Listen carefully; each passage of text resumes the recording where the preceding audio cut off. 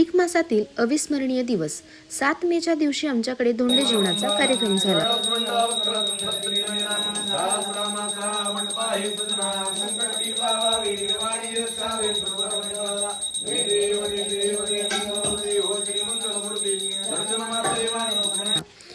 जवळपास 20 ते 25 जणांच्या जेवणाची व्यवस्था मनीषाताई कुदरकर यांच्या अतिशय सुंदर अशा स्वयंपाकाने झाली. सकाळी अभिषेकाने दिवसाची मंगल सुरुवात झाली आणि आत्याचे ओटी भरण देखील झाले. त्यानंतर मग तिन्ही काकांनी मिळून रसाची तयारी केली. इकडे जान्हवीने सगळ्यांसाठी चहा बनवला. इकडे मोठे काका काकू आहेर देवाणघेवाण चालू होती. ब्रह्मण्य देवाय गो ब्राह्मणहिताय जगतिताय कृष्णाय वासुदेवाय हरये परमात्मने प्रणतः क्लेशनाशाय गोविंदाय नमः.